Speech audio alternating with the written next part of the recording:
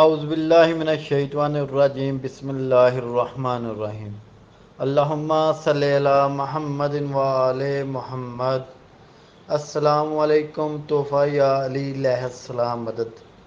4 المعظم 26 ہجری نزول پاک حضرت مولا غازی عباس علمدار تمام عالم اسلام کو بہت بہت مبارک ہو۔ حضرت مولا غازی عباس علمدار علیہ السلام کا تعارف اور ان کی شجاعت۔ نام عباس بن علی علیہ السلام، لقب افضل الشہداء، باب الحوائج، قمر بنی ہاشم، شہنشاہ وفا، علمدار غازی، سقائے سکینہ، کنیت ابو الفضل، والد حضرت امیر المومنین علی ابن ابی طالب علیہ السلام، والدہ حضرت فاطمہ کلابیہ سلام اللہ علیہا بنت ام البنین۔ تاریخ شہادت 10 محرم الحرام 61 ہجری۔ حضرت عباس علیہ السلام 4 المعظم 26 ہجری کو پیدا ہوئے۔ انہوں نے اس وقت تک آنکھ نہیں کھولی جب تک آپ علیہ السلام کے بھائی حضرت امام حسین علیہ السلام نے انہیں اپنے ہاتھوں میں نہیں لیا۔ بچپن ہی سے انہیں حضرت امام حسین علیہ السلام کے ساتھ بہت محبت تھی۔ حضرت علی علیہ السلام نے اس عظیم الشان بچے کا نام عباس رکھا۔ روایت ہے کہ حضرت عباس علیہ السلام کی پیدائش کا مقصد ہی حضرت امام حسین علیہ السلام کی مدد اور نصرت تھا، اور اہل بیت علیہ السلام کو شروع سے واقعہ کربلا اور اس میں حضرت عباس علیہ السلام کے کردار کا علم تھا۔ حضرت امیر المومنین علی علیہ السلام نے حضرت عباس علیہ السلام کی تربیت و پرورش کی تھی۔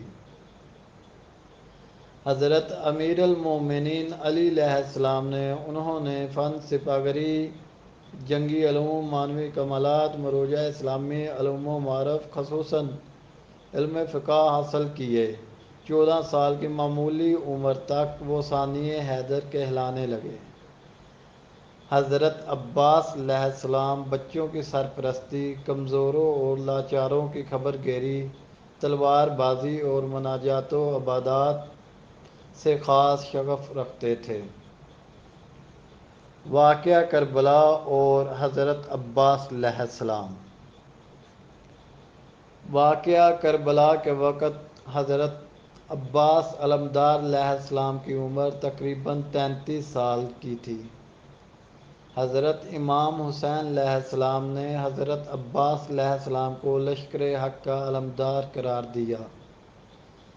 حضرت امام حسین علیہ السلام کے ساتھیوں کی تعداد 72 یا زیادہ سے زیادہ 100 افراد پر مشتمل تھی،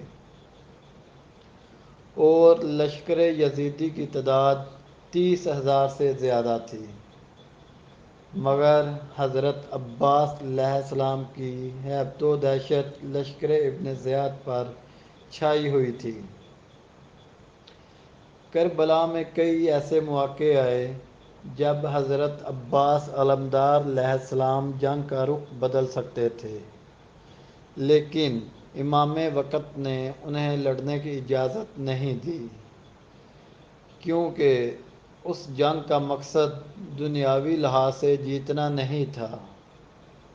حضرت امام جعفر صادق علیہ السلام حضرت عباس علمدار علیہ السلام کی عظمت و جلالت کا ذکر کرتے ہوئے فرمایا کرتے تھے، چچا عباس کامل بصیرت کے حامل تھے، وہ بڑے ہی مدبر و اندیش تھے، انہوں نے حق کی راہ میں بھائی کا ساتھ دیا اور جہاد میں مشغول رہے، یہاں تک کہ درجہ شہادت پر فائز ہو گئے۔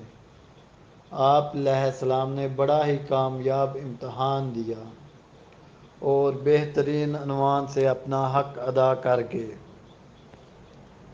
شہادت 10 محرم الحرام کو حضرت امام حسین علیہ السلام نے ان کو پیاسے بچوں خصوصاً اپنی 4 سالہ بیٹی حضرت سیدہ سکینہ سلام اللہ علیہا بنت الحسین علیہ السلام کے لیے پانی لانے کا حکم دیا، مگر ان کو صرف نیزہ اور علم ساتھ رکھنے کا حکم دیا۔ اس کوشش میں انہوں نے اپنے دونوں ہاتھ کٹوا دیے اور شہادت پائی۔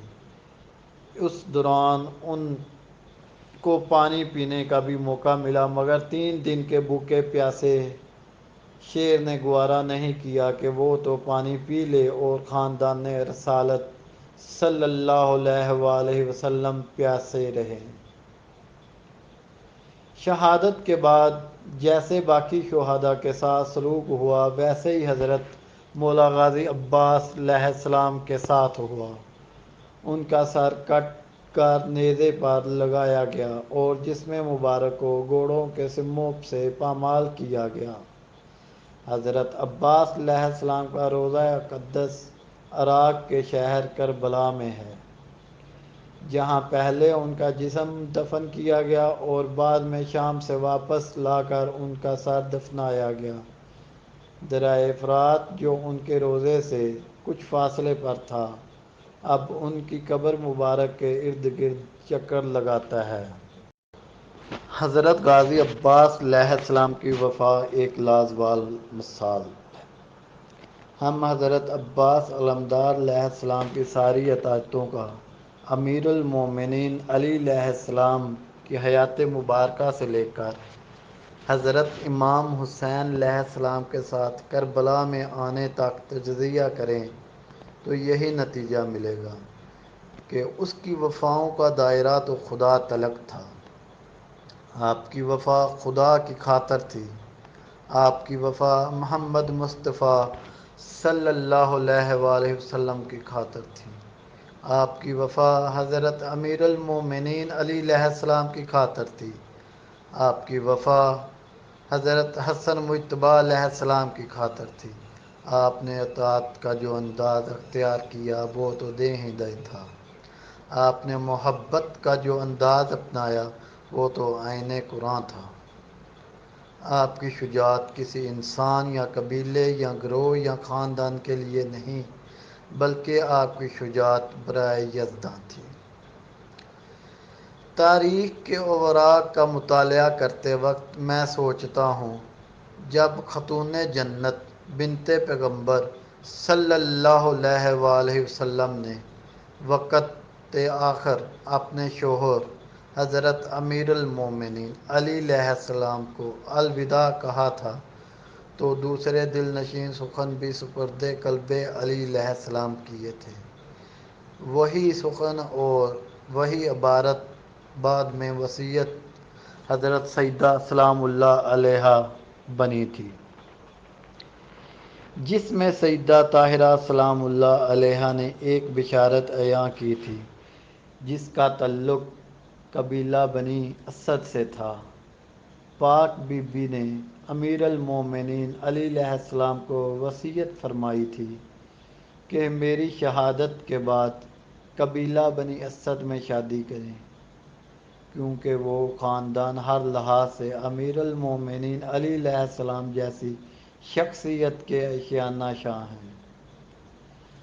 ہماری نگاہ عقیدت اس وصیت کو اس انداز سے دیکھتی ہے کہ سیدہ طاہرہ سلام اللہ علیہا یقیناً اس قبیلے سے کسی ایسے وارث اور جوان کی توقع میں تھی جو اپنی صورت و سیرت میں حضرت امیر المومنین علی علیہ السلام کا ثانی اور متبادل ہو۔ ہمیں یہ بھی یقین ہے کہ اس قبیلے سے سیدہ طاہرہ سلام اللہ علیہا کو عباس علمدار علیہ السلام ہی چاہیے تھا، کیونکہ بی بی سیدہ طاہرہ سلام اللہ علیہا کو معلوم تھا کہ یہ عباس علیہ السلام ہی تو امام حسن و حسین علیہ السلام، سیدہ ام المصائب سلام اللہ علیہا کے پاک سر پر وفا و اثار کا ایک ایسا فلک بنے گا کہ 7 افلاک جھک کے اس کو سپاس دیں گے۔ ان لمحات میں سیدہ ام المصائب سلام اللہ علیہا کو یقین تھا کہ جب تلک وہ زمین کی مسند پر جلوہ گر ہیں تب تک غازی عباس علمدار علیہ السلام کے حصار وفا میں چین سے ہی رہا کریں گی۔ لیکن میں دیکھتا ہوں کہ میانِ کرب و بلا وہ لمحہ بھی آن پہنچا کہ حضرت عباس علیہ السلام نے جس دن وفاؤں کو انتہائی بخشی کہ اس سے پہلے وفا کے آخری اور حتمی مفہوم سے سبھی سخنور ناآشنا تھے۔ اس سے پہلے وفا تو لفظوں میں کھو چکی تھی، فقط کتابوں میں ہی اس کے تذکرے جا بجا پڑے تھے۔ غازی عباس علمدار علیہ السلام نے پیاس کے بحر بکراں سے وفا کو زندہ کر دیا تھا۔ وہ حضرت عباس علمدار علیہ السلام ہی تھے جن کے بازوؤں نے کٹ کے وہ دائرہ بنایا کہ آج تک سب وفائیں تمام اثار ہر مروت اس سے باہر نہیں نکل پائی۔ میں دیکھتا ہوں حضرت عباس علیہ السلام کی زندگی، آپ کی وفائیں، آپ کی شہادت فقط حضرت امام حسین علیہ السلام اور سیدہ ام المصائب سلام اللہ علیہا کی ذات قدسیہ سے منسلک نہ تھی، کبھی بھی نہ تھی۔ البتہ فکر محدود سامنے رکھ کے حضرت عباس علمدار علیہ السلام کو دیکھیں تو پھر یقیناً یہی لگے گا کہ ایک بھائی نے اپنے بھائی پہ جان دے دی، یا اپنے خاندان کے بچوں کی تشنگی کے عظیم غم نے اسے شہادت تلک پہنچایا۔ مگر نہیں، ایسا تو نہیں ہے۔ ہم نے ان حالات میں حضرت غازی عباس علمدار علیہ السلام کی خدمت اقدس میں دست بستہ عرض کریں گے کہ اے میرے عباس علمدار علیہ السلام، اے میرے غازی، اے میرے نمازی، ذرا اپنے حرم مبارک سے نکل کر ایک دن اپنے ان محبوں کو بھی بتا ہی دیجیے، ان کو اپنی وفا کا تعارف کرا ہی دیتے، حقیقت پرچم حسینی علیہ السلام انہیں بتا ہی دیتے۔ اگر آپ کے موالی، آپ کے حلالی، جو آج آپ کے علم کی ساری حقیقتوں کی شناس رکھتے، تو ہر طرف کربلائیں نہ ہوتی، نہ 400 یہ جفائیں ہوتی، نہ خون مومن تمام دنیا میں ہر جگہ رزق ارض ہوتا۔ یا عباس علمدار علیہ السلام، انہیں ہی بتا دیجیے، انہیں جگا ہی دیجیے کہ آپ کا نبوی، قرآنی، علوی، حسینی پرچم بلند کرنے سے پہلے اپنے ضمیر کا جائزہ ہی لے لیں اور اپنے روز شب کا حساب کر لیں، حسینی اور زینبی فکر پر عمل ہی کر لیں، تو آپ کا پرچم تمام دنیا پہ ایسے سایہ فکن رہے گا کہ اس علم کو امام دورائیں بلند کریں گے، اور یہی علم لوائے حمد کی شکل اختیار کر کے قیامت کے دن عاصیوں، خاطیوں اور کمزوروں کے لیے سایہ فراہم کرے گا۔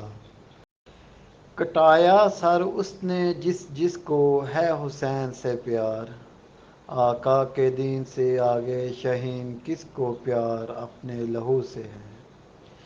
میرے حسین ہیں شہین دین کے معمار، اسلام میں رنگینی حسین علیہ السلام کے لہو سے ہے۔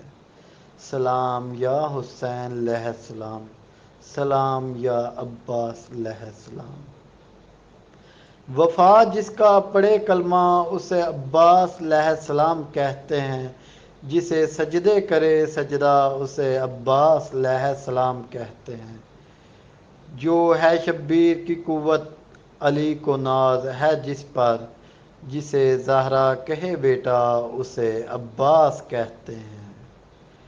اٹھے طوفان چلے آندھی زمیں گردش کرے پھر بھی رہے اونچا علم جس کا، اسے عباس علیہ السلام کہتے ہیں۔ جو پتھر پر علم گاڑے اسے کہتے ہیں سب حیدر حیدر، علم گاڑے جو پانی پر اسے عباس علیہ السلام کہتے ہیں۔ علی کا خون زہرا کی دعا، حسن کی چاہت، بنے ان سب سے جو مل کر اسے عباس علیہ السلام کہتے ہیں۔ 4 شعبان المعظم، جشن ظہور پر نور، حضرت مولا غازی عباس علمدار علیہ السلام تمام مومنین اور مومنات کو بہت بہت مبارک ہو۔ اللہم صلی علی محمد و آل محمد۔